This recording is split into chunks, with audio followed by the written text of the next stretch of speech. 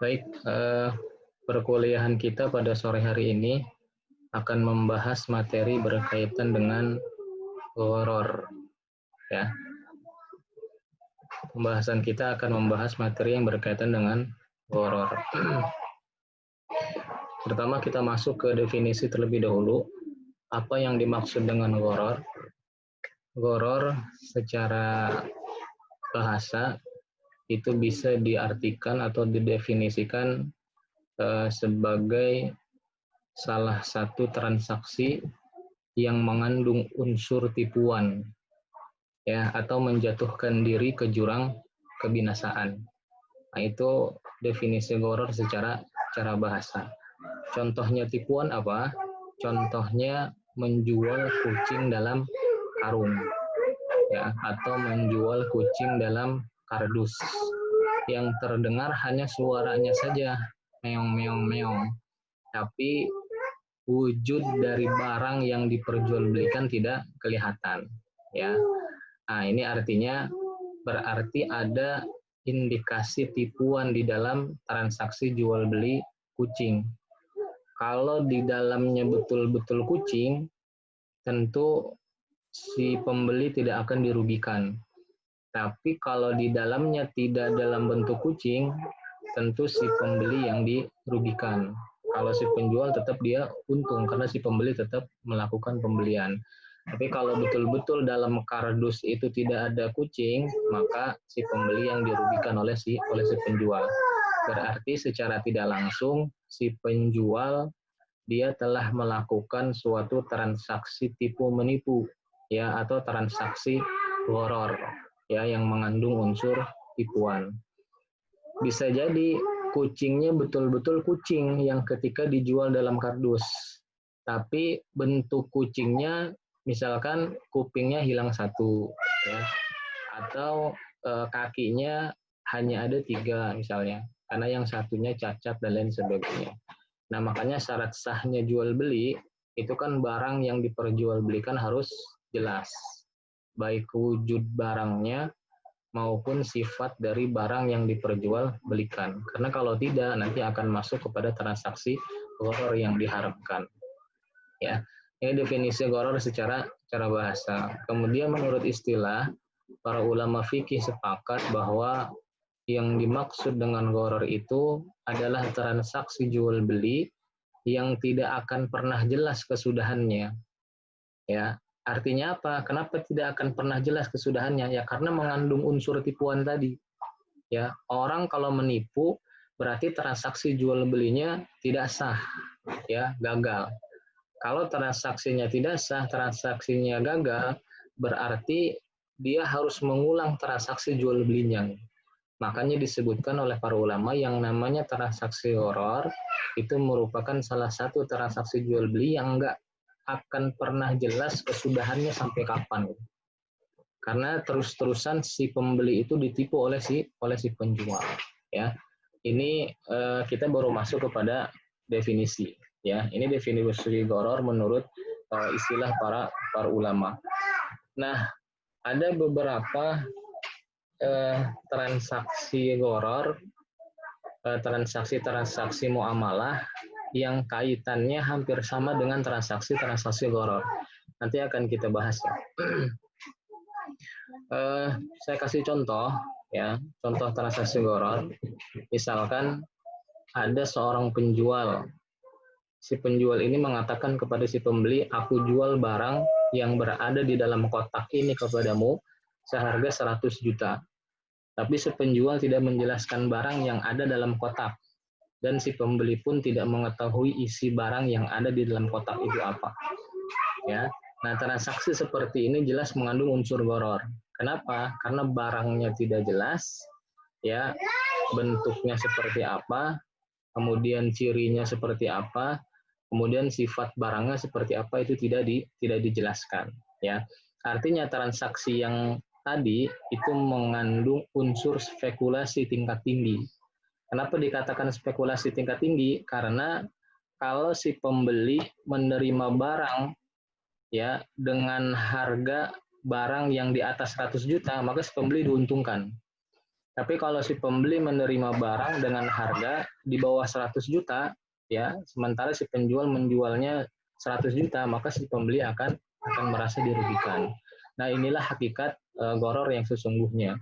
Jadi goror itu selalu mengandung unsur spekulasi. Bila salah satu pihak mendapatkan keuntungan, ya, maka pasti pihak yang lain akan mengalami kerugian, ya. Inilah hakikat goror yang sesungguhnya. Jadi goror itu tidak ada yang diuntungkan kedua-duanya, baik si penjual maupun si pembeli. Tapi yang namanya transaksi goror itu pasti yang diuntungkan hanya si penjual, kemudian si pembelinya pasti dirugikan, ya. Makanya Nabi Shallallahu Alaihi Wasallam dalam beberapa hadisnya menyampaikan an Nabi Shallallahu Alaihi Wasallam wa an bai'il hassah wa an bai'il gharar. Kata Nabi, aku melarang transaksi jual beli hassah dan transaksi jual beli gharar, ya. Transaksi jual beli hassah itu transaksi pembelian tanah yang ukuran tanahnya ditentukan dengan lemparan batu. Jadi kalau ada orang yang mau beli tanah, dia bingung mau beli tanahnya berapa meter ya. Kata si pembeli, oke lah kita ukur saja, tapi dengan cara melempar batu. Kalau batu itu jatuh pada ukuran 2 kilo misalkan, ya berarti tanah 2 kilo itu yang dibeli. Tapi kalau lemparan batunya hanya sampai pada ukuran 1 kilo, ya berarti tanah yang seukuran 1 kilo itulah yang dibeli. Nah, itu mengandung unsur goror juga. Itu namanya bai' hassah dan diharamkan oleh Nabi. Ya, kenapa diharamkan? Karena ukuran tanahnya tidak jelas. Ya, di awal itu nggak jelas berapa yang mau dia beli. Ya, makanya Nabi Shallallahu Alaihi Wasallam melarang transaksi bai' hassah. Nah, kemudian ya ada transaksi goror yang hampir sama dengan goror. Ada beberapa transaksi yang hampir sama dengan transaksi goror. Contohnya transaksi qimar. Ya, apa itu qimar? Ya, qimar itu secara bahasa bisa kita artikan transaksi yang dilakukan oleh kedua belah pihak untuk kepemilikan suatu barang atau jasa yang menguntungkan satu pihak dan merugikan pihak yang lain. Tapi dengan cara mengaitkan transaksi tersebut dengan hal-hal yang tidak jelas kesudahannya, seperti suatu aksi atau suatu peristiwa. Ini yang disebut dengan qimar.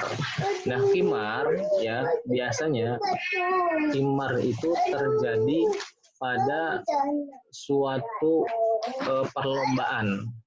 Ya, qimar itu biasanya terjadi pada suatu perlombaan. Maka lihat definisi dari qimar itu sendiri. Qimar itu sendiri kan transaksi yang dilakukan oleh kedua belah pihak ya untuk kepemilikan suatu barang atau jasa yang pasti ini menguntungkan satu pihak dan merugikan pihak lain. Tapi cara memiliki suatu barangnya itu ditentukan dengan mengaitkan pada sebuah transaksi atau sebuah peristiwa yang terjadi. Ya, itulah qimar. Nah, peristiwa yang terjadi itu biasanya terjadi pada sebuah permainan. Ya, terjadi pada sebuah permainan. Contohnya permainan sepak bola misalnya. Ya, contohnya terjadi pada sebuah permainan sepak bola. Berkumpul 10 orang, mengumpulkan uang masing-masing 1 juta, sehingga terkumpul 10 juta. Kalau klub Barcelona versus Real Madrid misalkan, kalau Real Madrid yang menang, maka uang 10 juta itu jadi milik si A. Tapi kalau Barcelona yang menang, maka uang si A, uang yang 10 juta itu menjadi miliknya si B. Nah, ini masuk ke dalam transaksi qimar. Artinya qimar itu hampir sama dengan transaksi perjudian, di mana ada orang yang diuntungkan pada transaksi tersebut, kemudian ada juga orang yang dirugikan pada transaksi tersebut. Nah, inilah transaksi qimar yang hubungannya hampir sama dengan transaksi goror. Kenapa hampir sama? Karena qimar itu mengandung unsur goror juga, ya nggak jelas Ya, kenapa nggak jelas? Ya karena akan ditentukan pada sebuah akhir dari sebuah pertandingan. Inilah yang kemudian masuk ke dalamnya hakikat transaksi gharar pada sebuah transaksi qimar. Ya, kemudian ya qimar tadi sudah saya sampaikan itu biasanya terjadi pada sebuah permainan atau perlombaan. Nah, sedangkan gharar itu biasanya terjadi pada eh, akad yang namanya akad jual beli. Tapi walaupun terjadinya beda antara sang satu jual beli yang satu pada sebuah perlombaan atau permainan, tapi hakikatnya sama. Ya, hakikatnya sama. Qimar itu mengandung unsur gharar yang menguntungkan suatu pihak, kemudian akan merugikan pihak yang lain. Ya. Nah, sekarang masuk pada pembahasan Qur'ah. Ini Qur'ah juga masih ada hubungannya dengan gharar, ya. Apa itu Qur'ah? Qur'ah itu secara umum eh, bisa diartikan sebagai suatu cara untuk membedakan antara orang-orang yang berhak namun orangnya tidak jelas. Ya, maka untuk menentukan siapa yang berhak itu dilakukan undian. Ya, contohnya pada transaksi arisan. Ya, arisan itu kan untuk menentukan siapa orang yang berhak keluar pertama, keluar kedua, keluar ketiga dan seterusnya. Itu kan harus dilakukan secara undian, ya. Tapi undiannya tidak menguntungkan suatu pihak dan tidak merugikan pihak yang lain. Karena dalam arisan semuanya pasti mendapatkan hak yang sama. Misalkan orang yang pertama mendapatkan 10 juta, orang yang kedua dapat 10 juta, orang yang ketiga dapat 10 juta, dan seterusnya. Ya, tidak ada pengurangan, nggak ada pengurangan nominal. Ya, makanya undian dalam Islam itu sebetulnya ada yang masuk pada kategori undian yang diharamkan, kemudian ada juga yang masuk pada kategori undian yang diharamkan. Nah, undian yang dihalalkan ya itu biasanya undian yang tidak menghilangkan hak-hak orang lain, ya. Contohnya hak kepemilikan suatu barang atau benda itu nggak hilang. Kalau dia nggak hilang, maka hukum undian itu dalam Islam diperbolehkan. Tapi kalau undian itu menghilangkan kepemilikan barang atau kepemilikan harta dari orang lain, maka undian itu diharamkan dalam syariat agama kita, yaitu agama Islam. Ya, secara umum undian itu boleh dilakukan, ya. Ini berdasarkan hadis dari Nabi Shallallahu Alaihi Wasallam. Hadis dari Aisyah radhiyallahu an bahwa Rasul Shallallahu Alaihi Wasallam bila hendak melakukan perjalanan jauh itu biasanya mengundi di antara para istrinya. Siapa yang memenangkan undian, nah itu berhak ikut Nabi untuk melakukan perjalanan jauh. Jadi istri Nabi itu kan banyak. Ketika Nabi hendak melakukan sebuah perjalanan jauh, itu biasanya harus memilih satu di antara beberapa istri. Ya, memilih satu di antara beberapa istri. Tapi agar adil, Nabi melakukan pemilihan itu dengan cara mengundi, ya. Siapa yang keluar undian tersebut, maka dialah yang berhak ikut bersama Nabi melakukan perjalanan jauh, ya. Apakah di situ ada yang dirugikan? Nggak ada, karena semuanya mempunyai hak yang sama untuk ikut bersama Nabi, ya. Cuman permasalahannya yang lebih berhak itu siapa? Nah, yang lebih berhak itu makanya dilakukan undian, ya. Nggak ada yang dirugikan kalau kecuali misalkan masing-masing istri menyumbang uang 1 juta, 1 juta, 1 juta, ya. Nanti kalau misalkan yang keluar istri yang pertama, maka uang yang terkumpul tadi yang 1 juta, 1 juta tadi dibawa oleh istri yang A. Nah, itu baru jelas haram. Kenapa? Karena menghilangkan kepemilikan orang lain.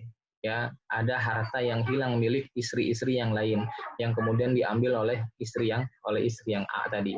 Tapi kalau tidak ada harta yang dihilangkan, kepemilikan yang hilang, maka undian itu sah-sah saja dilakukan, ya.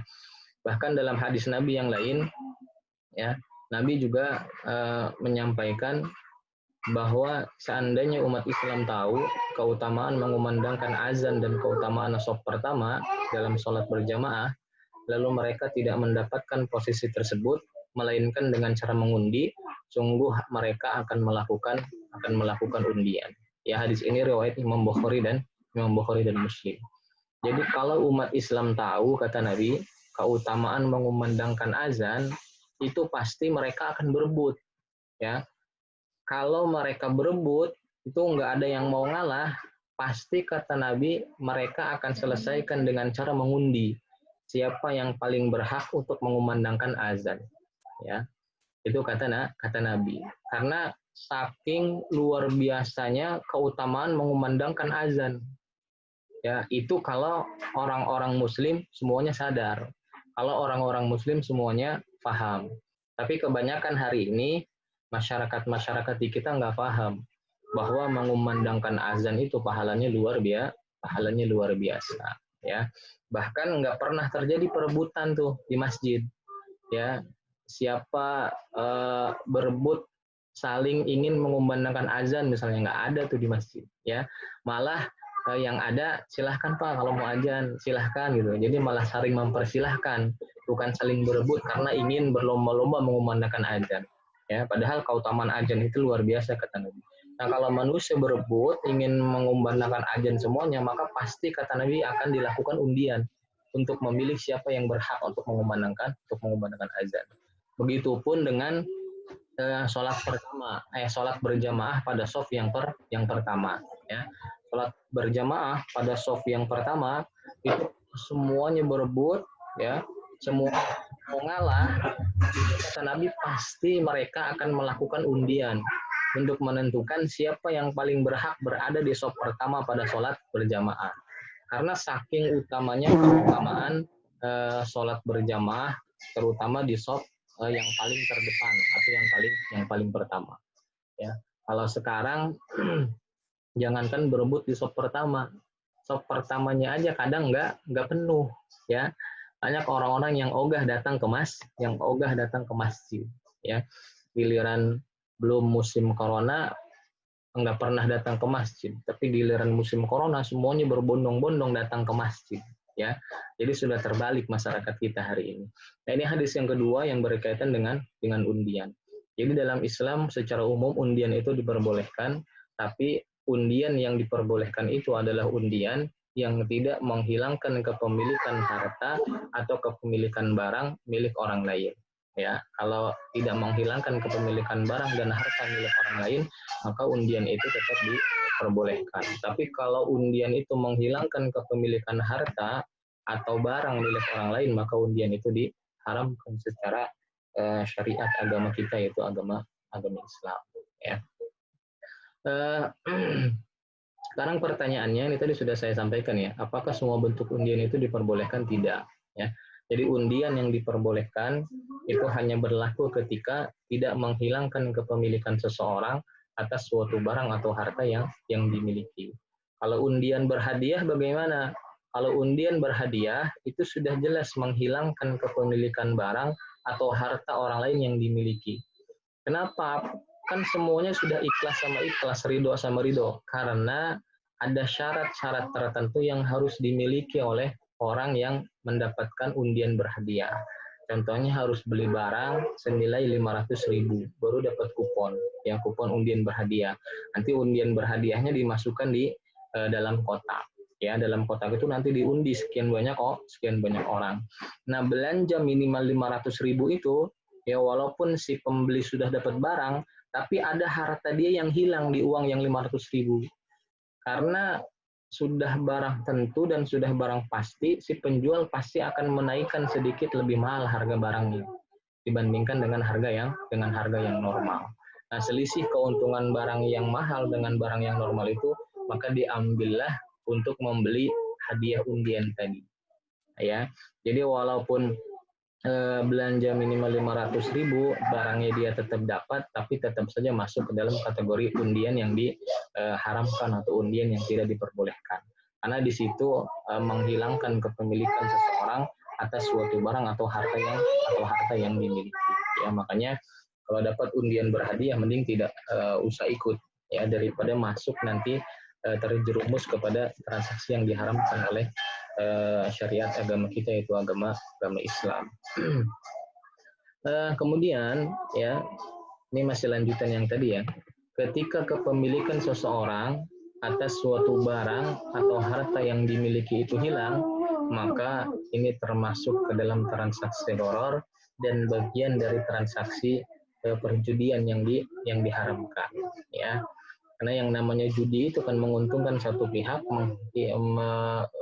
menguntungkan satu pihak, merugikan pihak yang lain. Begitupun hakikatnya gharar. Gharar itu juga menguntungkan satu pihak, kemudian merugikan pihak yang lain. Ya. Sampai sini ada pertanyaan, apa yang dimaksud dengan gharar? Kemudian apa yang dimaksud dengan qimar? Apa yang dimaksud dengan qur'ah? Ya, tadi sudah jelas, ya. Rais sudah jelas, ya, apa itu gharar, apa itu qimar, dan apa itu qur'ah. Karena kedua-duanya memiliki hubungan yang erat antara yang satu dengan yang lain. Tapi dalam transaksinya berbeda. Kalau gharar, ya, itu biasanya terjadi pada sebuah transaksi akad jual beli. Ya, tapi kalau qimar, tadi pada transaksi apa qimar? Pada transaksi perlombaan. Kalau qimar. Kalau qur'ah itu pada sebuah transaksi yang sifatnya harus diundi, ya. Tapi nanti qur'ah itu ada qur'ah yang diperbolehkan dan ada qur'ah yang tidak diperbolehkan. Nanti masuk pada contoh undian yang tadi, di undian yang diperbolehkan, kemudian undian yang diharamkan secara syariat agama kita, itu agama Islam, ya. Kalau nggak ada pertanyaan, saya lanjutkan dulu. Kemudian ada beberapa kriteria gharar yang dapat diharamkan secara mutlak dalam syariat agama kita, itu agama Islam.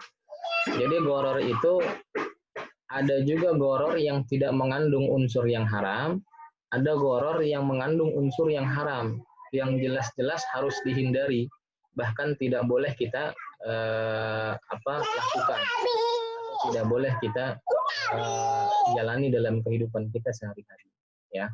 Secara umum memang hukum gharar itu haram, ya.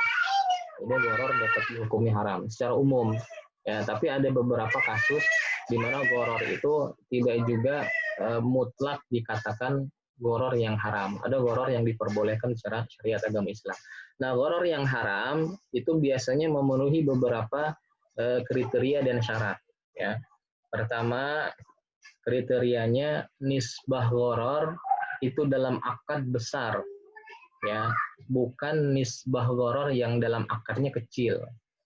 Contohnya nisbah gharar dalam akad besar apa? Contohnya jual beli dengan sistem ijon. Apa jual beli sistem ijon? Jual beli padi yang masih ada di sawah, tapi kondisi padi tersebut masih dalam kondisi hijau, ya. Menjual padi 1 hektar dalam kondisi hijau seharga 100 juta rupiah. Nah, menjual padi 1 hektar itu kan nisbah ghararnya besar. 1 hektar itu kan besar, luas, ya, luas. Kalau terjadi kerugian, pasti orang yang membelinya itu mengalami kerugian yang sangat besar. Makanya jual beli padi yang masih hijau dalam jumlah yang besar itu diharamkan dalam agama kita, ya. Kenapa? Karena mengandung unsur gharar yang dapat merugikan orang lain. Di mana unsur ruginya? Kalau kita jual beli padi, ya, yang masih hijau seluas 1 hektar misalkan, diprediksi akan panen dalam 2 bulan yang akan datang. Tiba-tiba sebelum masuk ke 2 bulan, pada 1 bulan pertama terjadi yang namanya banjir bandang, ya, atau terjadi yang namanya hama, atau terjadi yang namanya longsor misalkan, sehingga menyebabkan sawahnya sebagian hilang, sebagian masih ada, ya. Inilah yang kemudian masuk ke dalam kategori gharar dalam jumlah yang sangat besar. Karena kalau nanti terjadi kerugian yang sangat besar yang dialami oleh si pembeli. Makanya ketika seseorang menjual sesuatu tapi nisbah dalam akadnya sangat besar, ya, sesuatu itu mengandung unsur gharar, tapi nisbah dalam akadnya sangat besar, maka jelas mutlak itu masuk ke dalam transaksi gharar yang diharamkan. Ya. Nah, kalau jual beli buah gimana jual beli buah? Jual beli buah 1 kilo. Sekarang pertanyaannya, apakah 1 kilo itu nisbah gorornya sangat besar atau tidak? Ya, kalau 1 kilo itu kan kecil kan? Ya, 1 kilo itu kecil. Apalagi cuman beli buah semangka atau buah melon 1 bulet doang misalkan. Ya, itu nisbah gorornya sangat kecil.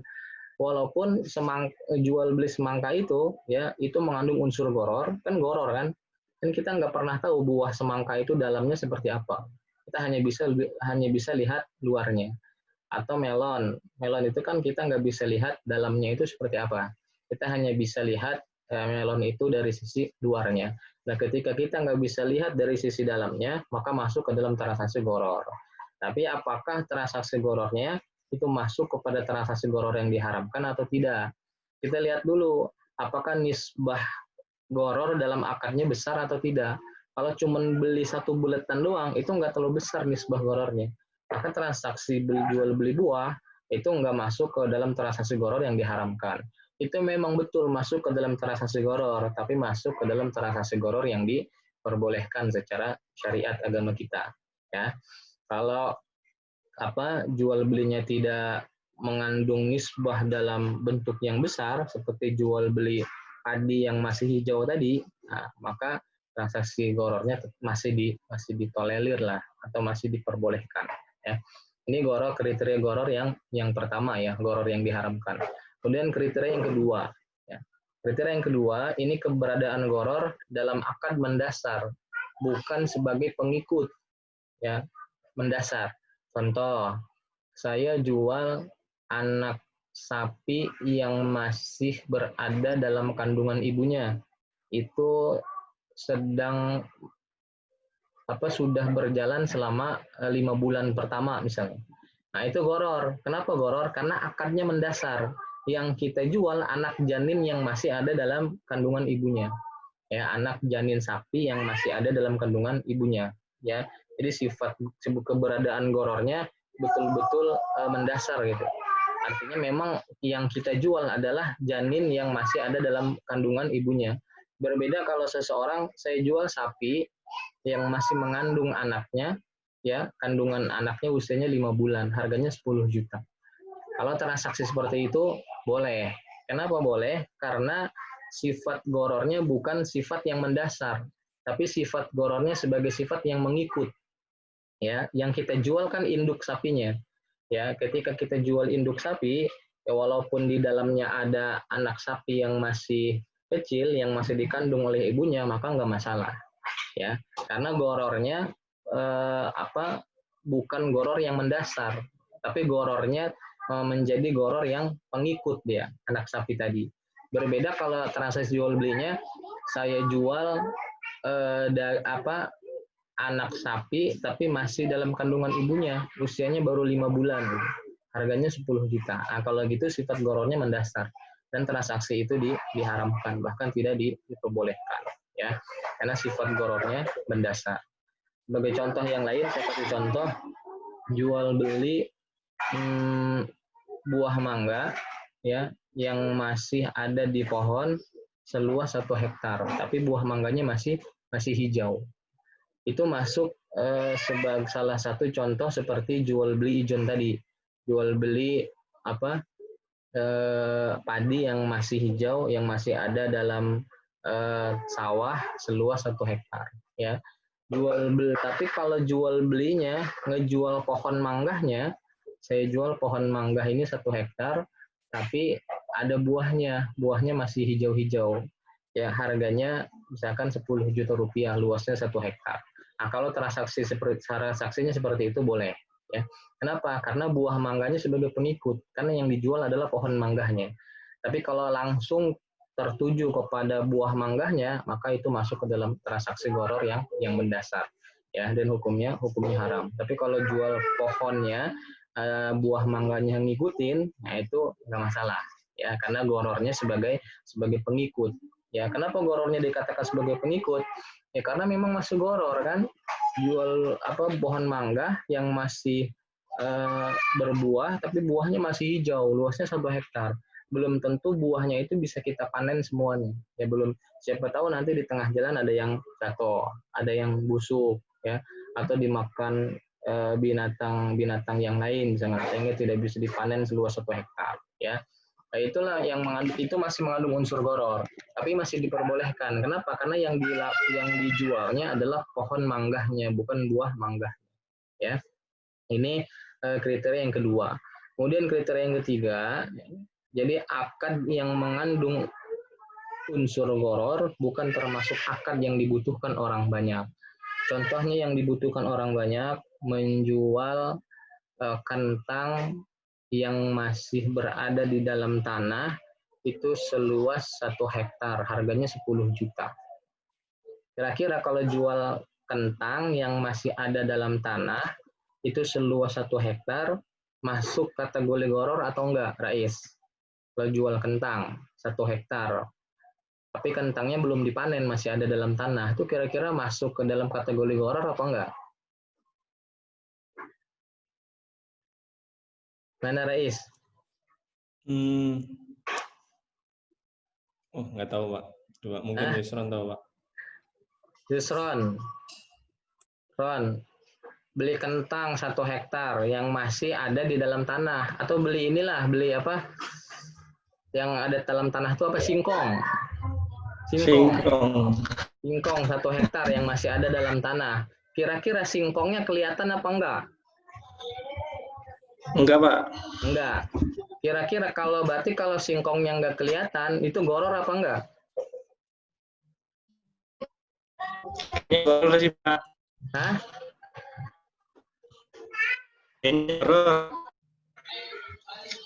Goror ya? Iya. Itu jelas goror. Kenapa jelas goror? Ya karena nggak jelas bentuk singkongnya kayak apa.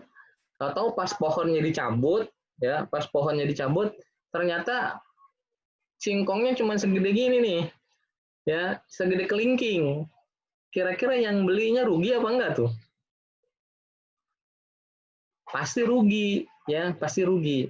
Tapi ya ada tapinya nih, walaupun itu mengandung unsur goror, tapi karena singkong itu dibutuhkan sama orang banyak, sama masyarakat luas, ya termasuk buah-buahan atau sayur-sayuran yang ada di dalam tanah tuh, ya kalau itu tidak dijual dalam bentuk borongan misalkan, nanti orang-orang nggak mau beli, ya.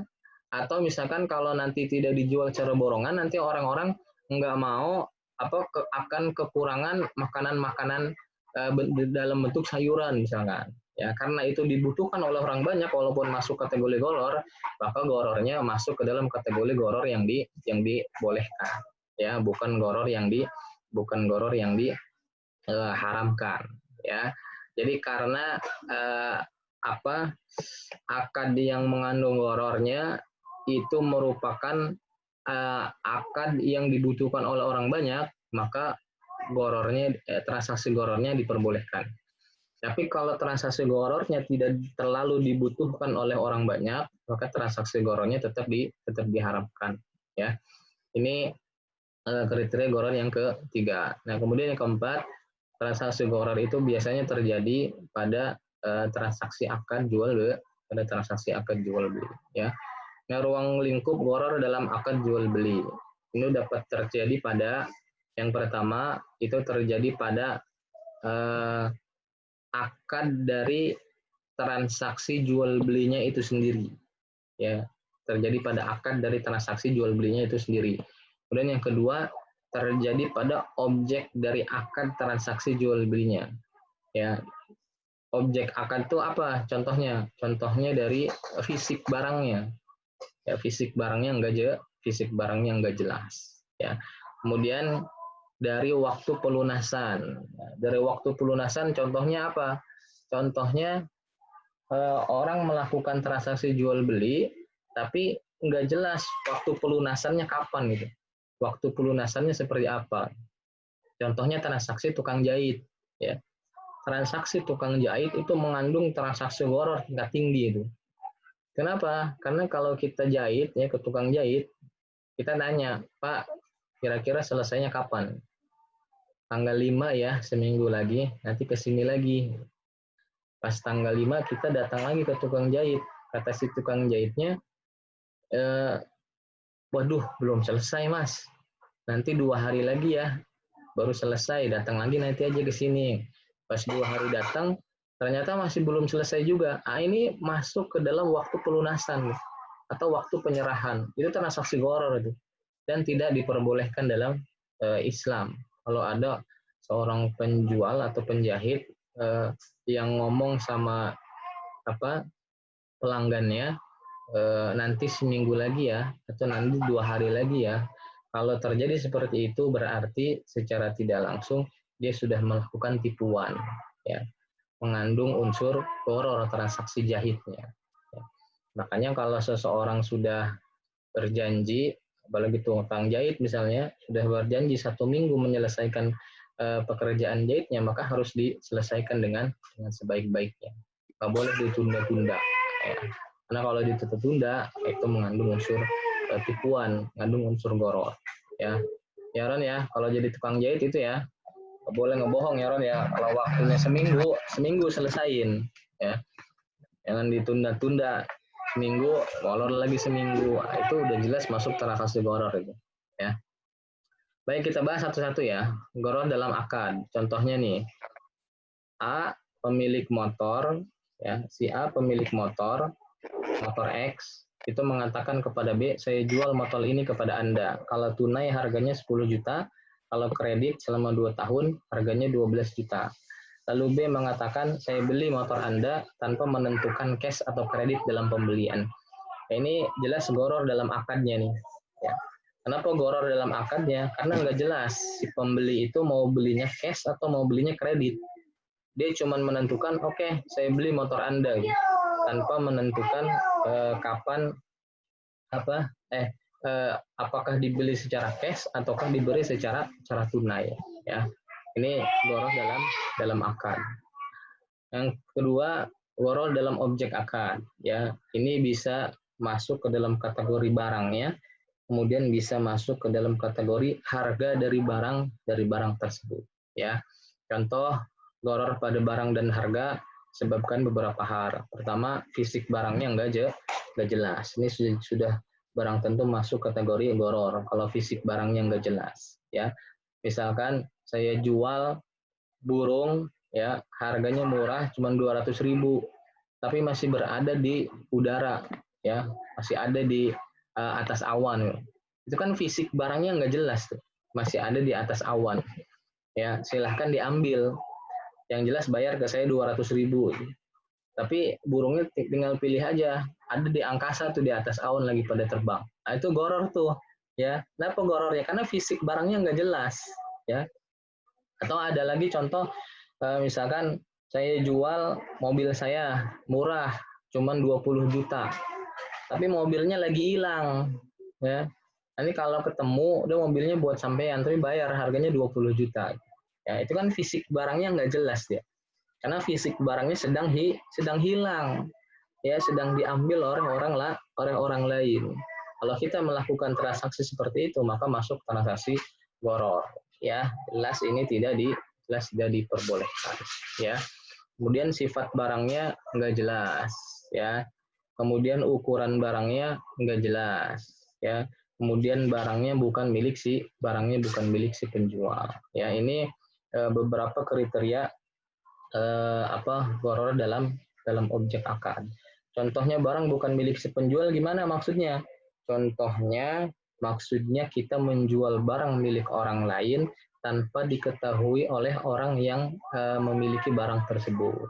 Ya, contohnya jual beli di internet, ya, kita ngambil gambar dari situs orang lain, dari web orang lain, kemudian kita jual di website kita, ya, padahal barangnya milik orang lain itu. Kita nggak izin sama orang itu menggunakan barang ini untuk dijual. Nah, itu masuk ke dalam transaksi gharar, ya. Makanya kalau mau pinjam gambar milik orang lain, ya kalau bisa atas izin si penjualnya. Ya, boleh nggak saya jualkan? Harganya berapa? Saya dapat komisi berapa? Nah, kalau gitu boleh, ya. Karena sudah atas seizin dari si penjual. Tapi kalau tanpa seizin si penjual kita ngambil gambarnya, kemudian kita pasang di website kita, jelas itu transaksi masuk ke dalam transaksi gharar ya. Kemudian ya, gharar dalam waktu pelunasan kewajiban. Misal penjual berkata, saya jual motor ini dengan harga 5 juta rupiah. Dibayar kapan saja Anda mampu atau kapan saja Anda mau. Nah, ini gharar nih. Ya, masuk ke dalam gharar dalam waktu pelunasan, ya. Misalkan Yusron jual laptop ke Rais, harganya 5 juta. Tapi kata Yusron, ini Rais, saya jual 5 juta. Terus kata Rais, bayarnya kapan, Ron? Udah kapan aja. Kalau ente punya uang, bayar. Kalau belum punya, ya udah nggak usah bayar. Nah, itu gharar tuh. Ya, kenapa gharar? Karena waktu pelunasannya tidak ditentukan kapan itu. Ya, padahal Allah kan di Quran sudah jelas-jelas mengatakan, "Idza tadayantum bidainin ila ajalin musamman faktubu." Kalau kamu bertransaksi muamalah, transaksinya hutang piutang, tidak secara tunai, maka tulis kapan mau dibayarnya, jumlah pembayarannya berapa, suruh ditulis tuh, ya. Nah, sedangkan kalau bentuknya seperti ini, yang tadi ya kapan aja deh bayarnya kalau udah punya uang, nah, itu jelas masuk ke dalam kategori gharar yang diharamkan. Ya, ini jelas-jelas tidak diperbolehkan. Ya. Nah, Nabi Shallallahu Alaihi Wasallam dalam hadisnya ya melarang seseorang menjual barang dengan cara habalul habalah. Ini hadisnya riwayat Imam Bukhari dan Muslim. Habalul habalah itu jadi dulu itu masyarakat Arab jahiliyah kalau mereka mau membeli sesuatu dengan cara kredit itu ditentukan pembayarannya secara habalul habalah. Artinya habalul habalah itu ditentukan dari janin yang masih ada dalam kandungan, ya. Kemudian janin itu melahirkan janin yang baru. Nah, ketika melahirkan janin yang baru hutangnya dibayar. Paham nggak nih? Jadi ada induk sapi, dia lagi hamil, mengandung anaknya, usia kandungannya 5 bulan. Kemudian ada orang Arab jahiliyah itu bertransaksi secara tidak tunai. Dia janji akan dia bayar kalau kandungan sapi tadi, anak janin yang masih ada dalam kandungan itu, nanti melahirkan anak lagi. Gitu. Kan berarti kan dibayarnya kalau janin yang dalam kandungan sapi tadi itu sudah lahir, kemudian ketika dia lahir, sapi ini mengandung lagi, kemudian melahirkan anaknya lagi. Nah, ketika melahirkan anaknya itulah kemudian baru hutangnya dibayar. Gitu. Nah, inilah transaksi habalul habalah, ya. Dan dalam Islam transaksi habalul habalah itu jelas-jelas dilarang secara mutlak. Karena nggak jelas waktu pembayarannya kapan. Siapa tahu janin yang ada dalam kandungan induk sapinya ketika lahir dia meninggal, berarti hutangnya nggak jadi dibayar dong kalau dia meninggal, ya kan? Atau bisa jadi walaupun si janinnya lahir, tapi dia nggak bisa hamil, sehingga nggak bisa melahirkan anaknya lagi. Nah, kalau nggak bisa melahirkan anaknya lagi, berarti hutangnya juga nggak dibayar dong. Nah, inilah masuk ke dalam transaksi gharar ya, tapi gharar dalam ruang lingkup waktu pelunasan kewajiban ya. Jadi secara umum, jadi transaksi habalul habalah itu bisa didefinisikan menjual janin ya dari janin yang ada di perut unta yang sedang hamil ya, atau ya menjual suatu barang ya dengan cara tidak tunai tapi dengan jangka waktu hingga dari janin yang ada dalam perut unta yang hamil lahir ya. Jadi dijual beli barang dengan cara tidak tunai yang ditentukan kalau janin yang ada dalam perut unta itu lahir, kemudian dia melahirkan anaknya lagi. Nah, ketika dia melahirkan anaknya, barulah hutangnya dibayar. Itulah transaksi habalul habalah, dan transaksi habalul habalah itu dilarang oleh Nabi Shallallahu Alaihi Wasallam. Ya, bentuk-bentuk transaksi goror masa jahiliyah itu banyak. Ya. Berapa contohnya? Ini contohnya bayi hasoh. Bayi hasoh itu tadi ya, jual beli dengan cara lemparan batu. Kalau sejauh batu itu dilempar, kalau dia jatuhnya 1 kilo, maka tanah yang 1 kilo itulah yang dibeli. Atau bayi hasoh itu bisa juga diartikan orang yang mau beli barang, ya mau beli pakaian misalkan, tapi dia ngadep ke belakang pakaian, dia lempar batu ke pakaian yang sedang berjejer tadi, yang sedang dipamerkan tadi, kemudian batunya itu di mana batunya itu jatuh, maka pakaian itulah yang dibeli. Nah, itulah contoh bayi hasoh. Ya, dan itu nggak boleh dilakukan. Kenapa nggak boleh? Karena mengandung unsur goror. Kalau batunya jatuh di pakaian yang murah, sedangkan si pedagang sudah menentukan ini harganya semuanya misalkan 1 juta. Padahal ada pakaian yang murah, ada pakaian yang mahal. Kalau jatuhnya di pakaian yang murah, rugi si pembeli. Tapi kalau jatuhnya di pakaian yang mahal, mungkin si pembelinya diuntungkan. Ya, nah itulah transaksi bayi hasoh contohnya ya. Dan transaksi ini diharamkan. Atau juga ada yang namanya transaksi bayi mulamasah. Ya, bayi mulamasah itu jadi membeli baju dengan cara hanya menyentuh kainnya saja. Jadi nggak boleh dibolak-balik, nggak boleh dicobain, nggak boleh dipegang terlalu lama. Pokoknya menyentuh berarti membeli. Nah itu contohnya bayi mulamasah. Jadi menyentuh berarti membeli. Dia nggak boleh membolak-balik, nggak boleh nyobain dan lain sebagainya. Dan ini jelas-jelas dilarang. Kenapa? Karena mengandung unsur goror juga. Siapa tahu kalau dia bolak-balikin bajunya, ada yang bolong misalkan bajunya. Ya, atau ada yang sobek misalkan bajunya. Kan nggak ada yang tahu. Cuma bisa nyentuh doang. Nah, ini masuk ke dalam unsur goror. Ada juga bayi munabazah, ada bayi habalul habalah, tadi udah saya contohkan ya. Ada bayi madomin, ya, madomin. Apa itu bayi madomin? Bayi madomin itu menjual sperma, ya, sapi jantan untuk dikawinkan dengan sapi betina. Ya. Jadi jual beli sperma. Nah, hukum jual beli sperma itu masuk ke dalam transaksi goror. Ya, kalau sudah masuk ke dalam transaksi goror berarti hukumnya diharamkan. Kenapa diharamkan? Karena sperma itu kan bisa jadi ketika seseorang ngambil sperma, bisa jadi spermanya bagus, bisa jadi spermanya jelek. Kalau spermanya bagus, diuntungkan si pembeli. Tapi kalau spermanya jelek, misalkan nggak bisa membuahi janin yang ada di induk perempuannya, maka yang dirugikan adalah si pembeli. Nah, inilah bayi madomin. Bayi madomin itu jual beli sperma, dan hukum jual beli sperma dalam Islam diharamkan ya, tidak diperbolehkan. Atau jual beli malaki, ya. Malaki itu menjual janin unta yang masih berada dalam kandungan ibunya. Ya, itu malaki istilahnya. Jual beli malaki. Dia jual beli janin yang masih berada dalam kandungan ibunya. Itu jual beli malaki. Ya. Kemudian hikmah pelarangan bayi goror ini banyak ya. Salah satunya yang pertama, bayi goror termasuk memakan harta orang lain dengan cara yang batil. Kemudian bayi goror dapat menimbulkan permusuhan secara sesama muslim. Ya, mengalihkan konsentrasi berpikir dari hal yang berguna kepada pemikiran keuntungan yang bersifat semu, sehingga pelakunya menjadi malas untuk bekerja, karena yang dipikirkan untung aja dengan cara nipu orang lain, ya, sedangkan dia nggak memikirkan orang yang membeli barang yang dia tipu tadi, ya.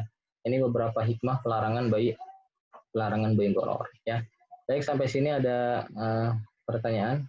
Kalau ada pertanyaan silahkan nanti kita bahas sama-sama. Saya mau nanya nih Pak. Oh, boleh deh, Yusron dulu. Yusron, ayo Ron, apa Ron? Ini Pak, kan kalau menurut saya yang bentuk bayi dari goror itu salah satu bayi mulamasa ya Pak. Mulamasa. Nah, itu kan kalau misalnya kita di perpustakaan gitu, kalau di Gramedia gitu ya. Itu kan menurut saya masuk gitu Pak ke dalam golongan itu Pak. Nah itu gimana Pak jadinya Pak? Itu Gramedia apa maksudnya? Iya, jadi mau beli buku nih Pak. Cuman Hah? kadang-kadang buku yang kita pengen itu kan masih disegel Pak, masih nggak bisa buka. Nah, sedangkan biasa itu ada tulisan eh, membuka berarti membeli gitu loh Pak. Saya pernah waktu Buka itu berarti nemu beli ya. gitu. Iya, Ya, ya, sedangkan ya. ya mungkin masuk kriteria menurut saya ya. Nah, itu Ya, gimana tuh Pak? ya kalau jual beli buku yang nggak masuk kriteria bagi mula masa. Kenapa nggak masuk? Karena biasanya buku-buku yang dijual di Gramedia itu kan ada contohnya yang sudah dibuka. Ya, ada contoh yang ada yang sudah dibuka. Jadi kita bisa lihat contoh yang sudah dibukanya kayak apa isinya. Atau biasanya di komputernya itu bisa menampilkan beberapa pembahasan daftar isinya tuh. Ya, jadi nanti bahas daftar isi halaman sekian nih, bahas apa, bahas apa gitu. Jadi secara tidak langsung kita sudah bisa mengetahui isi dari dalam buku itu. Itu nggak masuk ke dalam kategori bayi mula masa. Kalau transaksi pembelian buku ya, baik buku di perpustakaan maupun buku di penjual-penjual online nggak masuk. Kenapa nggak masuk ya? Karena kalau buku kan sudah jelas, yang mau kita beli buku itu. Judulnya itu ya itu yang mau kita beli judulnya gitu. Daftar isinya biasanya sudah ada beberapa contoh daftar isinya lah dalam beberapa dalam komputernya misalnya, atau daftar isi di online juga biasanya bisa kita lihat ya, atau biasanya ada contoh buku yang sudah dibuka di Gramedia itu disimpan biasanya. Kalau Yusron nggak nemuin buku contohnya itu ya berarti lagi dibaca sama orang. Di Gramedia kan bebas baca kan ada yang nongkrong di bawah, di samping, duduk mungkin lagi dipinjem Ron sama orang lagi dibaca, jadi nggak nemuin contoh buku yang udah dibukanya gitu ya. Kalau beli buku nggak masuk ke dalam mula masa tadi ya, karena nggak mengandung unsur horor ya. Makasih Pak. Oke. Pak mau nanya nih Pak. Ya, benar Yes. Tadi yang masalah nisbah ini Pak, nisbah horor yang salah satunya akadnya besar. Ya. Maksudnya akad besar besar kecil kan relatif tuh Pak. Maksudnya batasannya misalnya berapa juta atau seberapa gitu bisa dihitung besar dan seberapa bisa dihitung tidak mencapai batas itu. Lalu misalnya kayak tadi mungkin biar masih berhubungan Pak, sepaket. Tadi kan Bapak jual ini Pak ya, masalah buah ya Pak. Kalau misalnya akadnya kecil, buah jadi tidak termasuk. Nah, bagaimana kalau misalnya kita mau jualan buah gitu kan, kita pasti belinya banyak jumlahnya seperti itu. Apakah cek satu-satu atau bagaimana? Kalau buah termasuk barang yang dibutuhkan orang banyak nggak? Buah barang yang termasuk dibutuhkan oleh orang banyak nggak? Nah, relatif juga tuh Pak, maksudnya. Dibutuhkan oleh orang banyak dong. Semua orang butuh buah lah untuk suplemen tambahan vitamin. Apalagi dalam masa COVID sekarang. Ya, banyak dianjurkan orang-orang suruh makan buah yang banyak. Apalagi buah yang mengandung unsur vitamin. Jadi kalau dia dibutuhkan oleh orang yang banyak, ya, kita membelinya secara dalam partai yang besar itu nggak masalah. Walaupun mengandung unsur boro, ya, karena sifatnya dibutuhkan oleh masyarakat banyak, ya, dibutuhkan oleh masyarakat banyak. Tapi kalau masyarakat tidak terlalu membutuhkan, ya goror dia. Tapi secara umum buah itu kan dibutuhkan oleh masyarakat umum. Jadi membeli buah dalam partai yang besar itu nggak jadi masalah menurut saya. Itu sah-sah saja dilakukan. Kemudian nisbah horor dalam akad besar. Ya tadi contohnya ya memang tidak disebutkan kriteria besarnya, besar dalam kuantitasnya harus berapa kilo misalnya. atau kuantitasnya harus berapa ton misalnya, atau berapa hektar misalkan, nggak disebutkan. Ya, nggak disebutkan. Yang jelas kecil di situ maksudnya ya kalau masih bisa dikendalikan oleh diri kita sendiri gitu. Menurut penilaian kita kecil ya berarti itu masih diperbolehkan. Tapi kalau sudah tidak bisa dibawa oleh kita sendiri, berarti bisa jadi itu masuk ke dalam kategori nisbah gharar yang dalam akad yang besar. Karena tidak sejauh ini tidak disebutkan sih harus berapa kilo, harus berapa ton misalnya, atau harus berapa hektar misalnya. Tapi kan kalau jual beli padi senilai seluas 1 hektar, itu kan sudah pasti nisbahnya besar itu. Yang 1 hektar kan besar itu, padi 1 hektar itu. Kecuali cuma jual padi 1 meter. Kira-kira 1 meter kecil apa enggak ini 1 meter? 1 meter mah kecil. Ya, kalau 1 meter ya. 1 meter kan cuman selangkah kaki doang tuh. Selangkah kita melangkahkan kaki kita, ya itulah 1 meter. Ya, ini kalau 1 meter mah masih bisa dinilai sama kita itu kecil deh. Tapi kalau udah nggak bisa dibawa sama kita, ya dalam pikiran kita itu kita nggak akan sanggup untuk bawa sendiri, maka itu sudah masuk ke dalam kategori yang besar, ya. Karena di sini tidak disebutkan sih harus berapa kilo, harus berapa hektar, harus berapa ton, ya. Itu ya Rais ya.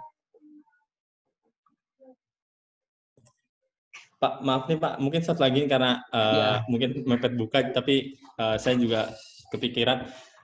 Ini Pak, misalnya kita contohnya Pak, yang berlangganan Pak, kayak misalnya kita beli paket internet, paket internet atau internet, pasang internet kabel di rumah. Nah, kadang-kadang kan dia bayarnya kita tetap per bulan tuh bayarnya misalnya 300.000 atau 400.000. Nah, terkadang ada kendala seperti itu. Misalnya kalau ada kendala putus selama 2 hari atau 3 hari seperti itu. Atau juga misalnya di HP kita beli, sinyalnya jelek. Nah, kita sebulan itu nggak bisa pakai sama sekali karena sinyalnya jelek atau ada trouble. Nah, bagaimana itu? Apa termasuk gharar, Pak? Ya, kalau itu nggak termasuk gharar ya. Kalau jual beli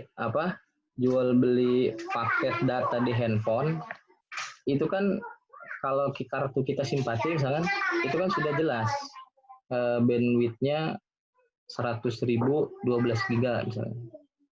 Ya, jadi barangnya ada, kemudian kuantitas dari barangnya itu bisa kita tentukan dan bisa kita pilih. Kita pilih mau yang berapa giga. Nah, di situ sudah tertera harganya juga sudah jelas. Ya. Apakah yang 50.000 atau yang 100.000.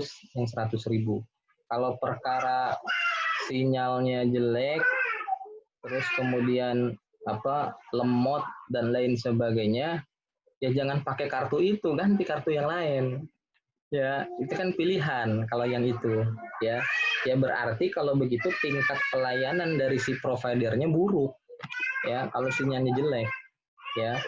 Karena pelayanan itu kan tidak masuk ke dalam transaksi gharar atau tidaknya. Jadi gharar atau tidaknya bukan dilihat dari sisi pelayanannya, ya, tapi dilihat dari sisi transaksi jual belinya, ya, apa jelas atau tidak barangnya gitu, harganya jelas atau tidak. Gitu. Kalau internet kan harganya jelas, kemudian barangnya juga jelas ada, ya. Berapa giga yang kita dapatkan juga jelas gitu, ya, termasuk internet berlangganan di rumah kayak IndiHome gitu, itu kan barangnya jelas, ya, barangnya jelas. Maksudnya kalau IndiHome ada TV channel 32 channel misalkan yang bisa kita akses, terus kita bisa mengakses internet dengan kecepatan sekian, itu kan sudah jelas barangnya gitu. Nah, perkara pelayanannya sinyalnya jelek dan sebagainya itu nggak masuk ke dalam kategori gharar. Nah, gharar itu tidak melihat pada sisi pelayanan, tapi gharar itu melihat pada sisi barang, pada sisi waktu pelunasannya, pada sisi sifat barangnya, dan lain sebagainya. Itu ya, Rais ya. Yang lain ada Mahmud, mana Mahmud? Nggak kelihatan nih Mahmud. Saya Pak, saya ada. Mau nanya nih Pak. Hadir Pak, hadir. Wiranto. Ayo Toh, tanya apa Toh? Ini kan Pak, kalau misalnya tukang ojek nih Pak. Tukang ojek. Kita kita mau ke pasar nih. Nah, Nah. kalau di Grab kan udah tahu harganya nih. Kita ke Udah tahu pasar ya. harganya sekian. Nah, kalau ojek ke pasar yang biasanya 10.000 tiba-tiba disuruh bayar 50.000. Itu kira-kira masuk goror nggak, Pak? Ya, itu goror. Itu masuk goror. Kenapa masuk goror? Karena nggak jelas. Ya, nggak jelas apanya, nggak jelas jumlah pembayarannya berapa. Makanya kalau kita mau naik ojek, kalau bukan ojek online, tentukan dulu di awal berapa harganya. Ya, berapa harganya? Pak, mau ke kampus dari Pasirangin, kira-kira berapa harganya? 50.000, nawar jadi 30.000, kan sudah jelas di awal. Ya, tapi kalau ayo Pak, ojek ke ini, ke apa, kampus, ya udah ayo. Pas tahu nyampe kampus ditembak sama tukang ojeknya, ya itu berarti salah kita. Kenapa salah kita? Karena tidak menentukan harga di awal, ya. Itu masuk ke dalam terasa segoro toh, ya. Kalau bisa, ya kalau kita yang paham, ya kita yang nanya dulu. Begitupun sama supir taksi ya. Supir taksi tanya aja dulu, ya Pak ke Tanah Abang berapa? Dari Cilengsi. 150 Pak, oke, deal 100.000. Bisa kan nawarin 150 Pak, buat 100.000 gitu. Misalnya ya. Kenapa? Karena kalau pakai argo, biasanya kadang-kadang suka dicurangin, ya, suka dimanipulasi argonya sama supir taksi itu. Argo yang jalannya misalkan per 1 kilo 5.000, itu bisa dirubah sama dia argonya jadi 8.000. Jadi nggak bisa ditentukan. Ya, makanya lebih baik cari taksi-taksi yang memang mematok harga yang bisa ditentukan di awal gitu.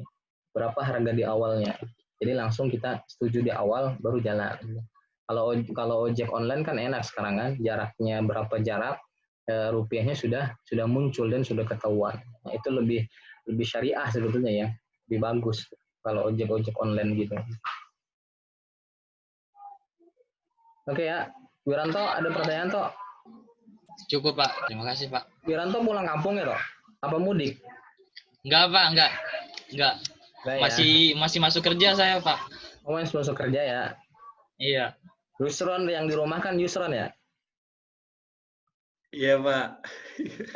Oke ya, minggu depan kita satu kali pertemuan lagi menjelang libur Idul Fitri. Tapi saya minta 2 pemakalah ini ya, presentasi ya. 2 pemakalah, berarti kelompok 3 dan kelompok 4. Ya, kelompok 3 dan kelompok 4. Kelompok 3 siapa, Mud? Wiranto, Pak. Wiranto ya? Wiranto tuh, Pak. Iya Pak, udah Pak, udah disiapin. Udah disiapin ya, minggu depan presentasi ya. Kelompok 4-nya siapa, Mud? Kelompok 4 saya, Pak. Oh iya, Mahmud berarti ya.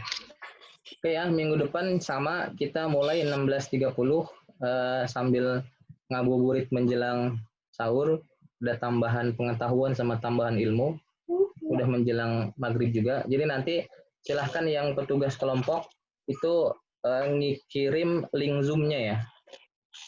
Kirim link Zoom-nya biar nanti teman-temannya bisa masuk masing-masing. Oke ya, sampai sini. Kalau nggak ada pertanyaan, kita akhiri ya. Sudah mau maghrib, sudah mau berbuka puasa. Iya, cukup Pak, mau buka. Oke, kita akhiri dan kita tutup dengan sama-sama membaca lafaz alhamdulillah. Assalamualaikum warahmatullahi wabarakatuh. Waalaikumsalam warahmatullahi wabarakatuh. Selamat berbuka semuanya.